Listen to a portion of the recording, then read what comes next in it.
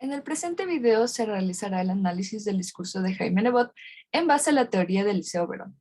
El discurso elegido es del 24 de enero de 2008, fecha en la que hubo una marcha multitudinaria en defensa de la libertad y autonomía de Guayaquil.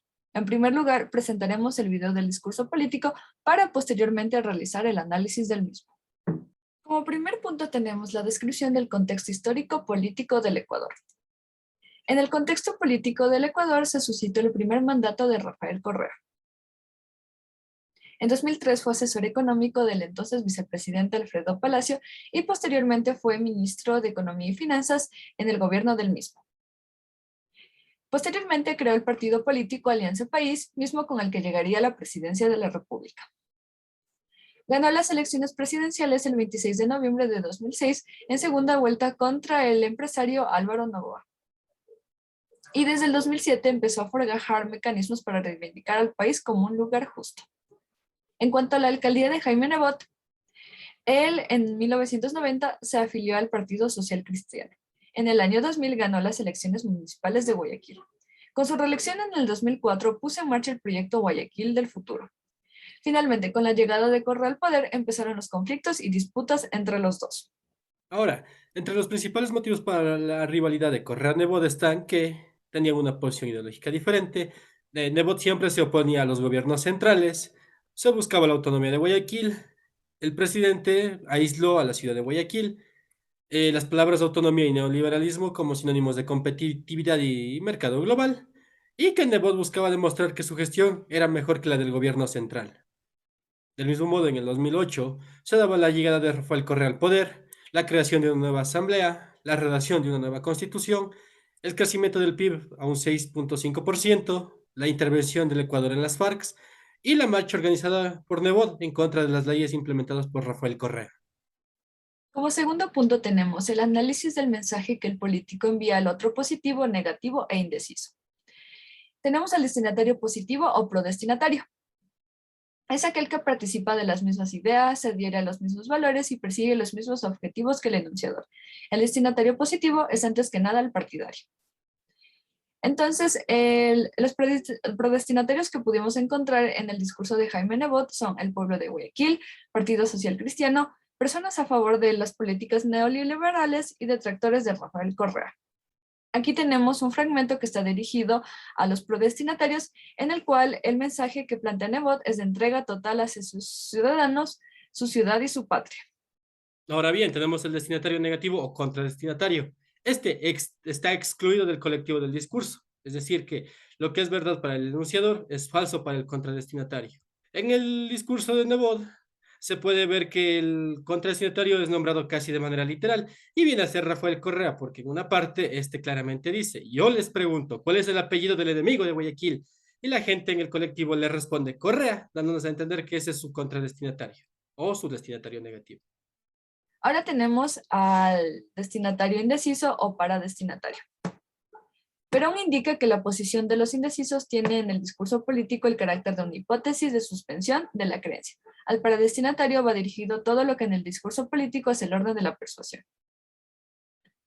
Los paradestinatarios que pudimos encontrar es el pueblo del Ecuador, jóvenes y personas de escasos recursos económicos. Aquí tenemos un fragmento que va dirigido a los paradestinatarios. En este establece una comparación entre el proceder del adversario y el suyo. Por tanto, el mencionar en primer lugar quién es el que obra con mala intención, busca aprobación al expresar que es el que lucha con voluntad y entrega a los pobres. También tenemos la descripción de los componentes del discurso. Entonces, las distintas zonas del discurso se articulan por componentes que buscan construir una relación con el destinatario. Además, Verón menciona que a través de estas el enunciador construye una red de relaciones.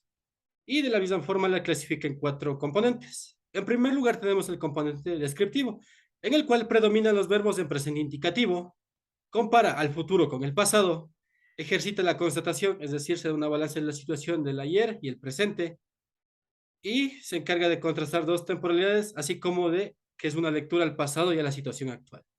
Como ejemplo de componente descriptivo tenemos el siguiente. Este hombre afirmaba ayer en esa cuña sucia y millonaria que Nebot no defiende a Guayaquil. El cual está dirigido al contradestinatario Y la forma de tratamiento emplea el demostrativo como un deictico de manera peyorativa, esto para demostrar distancia y confrontación, y a la vez utiliza la tercera persona en singular. Como siguiente ejemplo tenemos este. Dijo que amaba a Guayaquil, persigue a Guayaquil y ahora quiere retasear a Guayaquil, liquidar a Guayaquil. El cual está dirigido a su contradestinatario. Y la forma de tratamiento se utiliza la tercera persona en singular y esto de manera peyorativa, ya que utiliza el pronombre él para referirse al presidente como un separatista y posible liquidador de Guayaquil. Pues de esto podemos analizar que Jaime Nebot en su discurso hace una comparación al pasado y a la situación actual, tomando partes importantes del discurso de campaña del expresidente Rafael Correa y dándonos cuenta que la mayoría de sus argumentos están dirigidos al contradestinatario. Ahora también tenemos el componente didáctico, el cual enuncia un principio general, no toma una coyuntura, sino que es una verdad universal. Busca plasmar una idea general, sin embargo, esta nace desde la subjetividad y vincula supuestos con saberes universales. El componente didáctico en el discurso de Jaime Nebot podemos encontrar el siguiente. Una frase que no me quita credibilidad, me la da, porque yo digo la verdad. Hasta el 25 de julio del 2007 había cumplido con los compromisos económicos. De allí para acá ha atentado contra las rentas de Guayaquil, ha perseguido a Guayaquil. Este argumento podemos notar que está dirigido al contradestinatario otra vez, en el cual la forma de tratamiento utilizada es el pronombre autonome para autodenominarse como una persona que dice la verdad, además de que podemos distinguir el sujeto tácito de la tercera persona en singular, él, como una forma despectiva para denominarlo como como una persona que persigue y atenta contra Guayaquil. Otro ejemplo que tenemos es este. Y dice que los pobres no pagan impuestos. Con la carestía de la vida, hasta los que no trabajan y no ganan pagan impuestos. ¿O es que ustedes no se han dado cuenta de cuánto valía y cuánto vale ahora el aceite, la leche, el azúcar y la papa? Eso es impuestos a los pobres. Aquí podemos evidenciar que este argumento está dirigido tanto a prodestinatario como a su contradestinatario. Y la forma de tratamiento es que utilice el sujeto tácito de la tercera persona en singular, él, para marcar lejanía con su adversario. Sin embargo, también utiliza el pronombre en la segunda persona en plural, ustedes, de manera directa, esto para realizar preguntas a sus destinatarios. También tenemos el componente prescriptivo. En este se emite una regla deontológica. También es el orden del deber ser. También existen premisas idealizadas de la realidad. Es un elemento esencialmente de persuasión y están orientados al prodestinatario y el paradestinatario.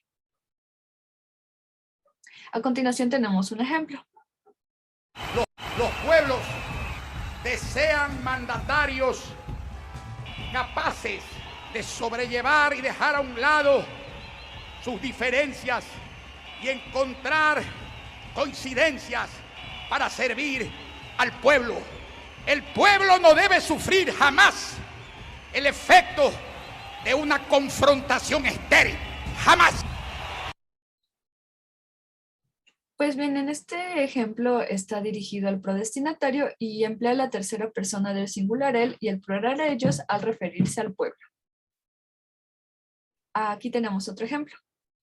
Lo que no puede un hombre y menos un mandatario es mentir. Es mentir. Por su parte, este fragmento está dirigido al contradestinatario y la forma de tratamiento que utiliza es la tercera persona del singular, él, para referirse al mandatario del país. Lo emplea para establecer lejanía y para enfatizar en que su adversario es el que miente y él no. En este componente, Nebot es capaz de plasmar una serie de acciones que deben ser realizadas en su ciudad y en el Ecuador.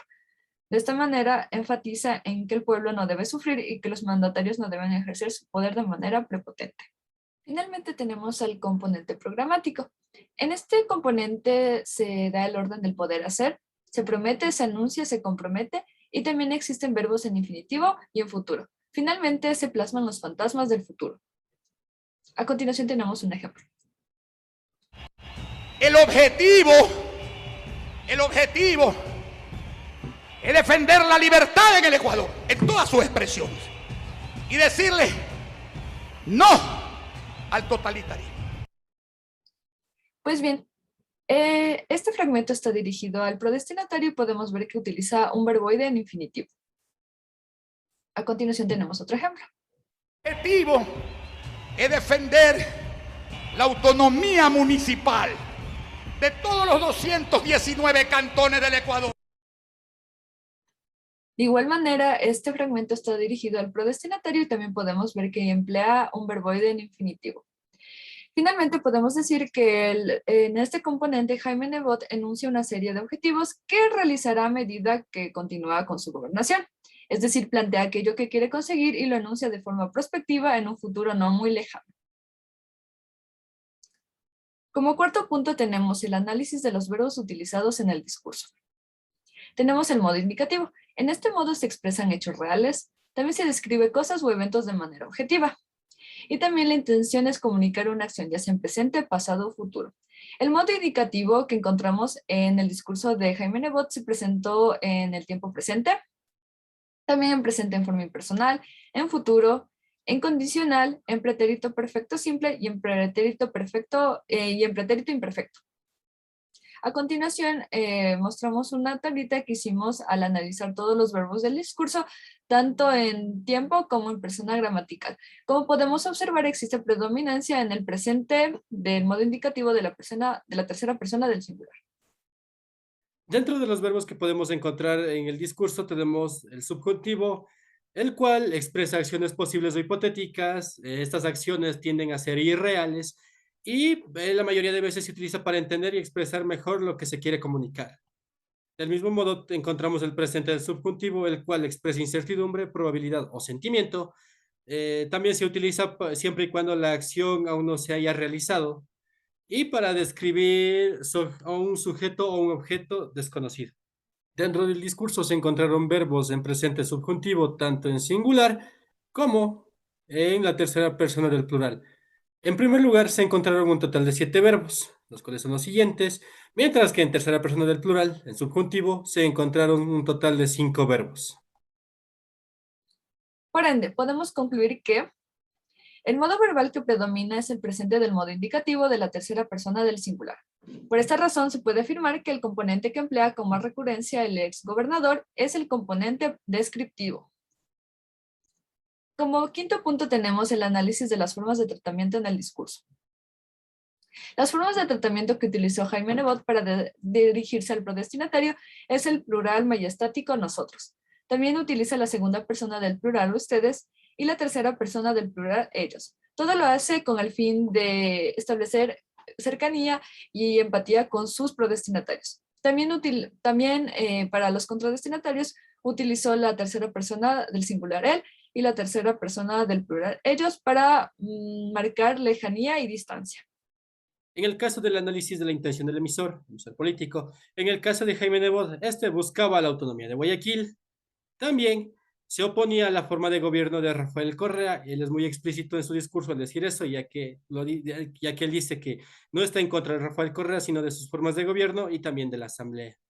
Y del mismo modo buscaba crear una imagen de salvador y protector de Guayaquil a través de varios movimientos corporales y simbología. Finalmente se llegaron a las siguientes conclusiones. En primer lugar, el contexto influyó de manera significativa para que se dé esa rivalidad entre Nebot y Rafael Correa. Del mismo modo, los argumentos están construidos para llegar tanto al destinatario positivo como al destinatario negativo. Además, los componentes usados en el discurso están dirigidos de manera directa al contradestinatario. Como cuarta conclusión tenemos que en el discurso de Jaime Nebot existió el uso predominante del presente del modo indicativo de la tercera persona del singular. Como quinta conclusión es que las formas de tratamiento varían según las interacciones sociales que se establecen con los otros, en este caso con los prodestinatarios y los contradestinatarios. Finalmente, Nebot busca principalmente persuadir a sus ciudadanos de buscar la autonomía y la libertad de Guayaquil. Aquí tenemos algunas de nuestras referencias bibliográficas y gracias por su atención.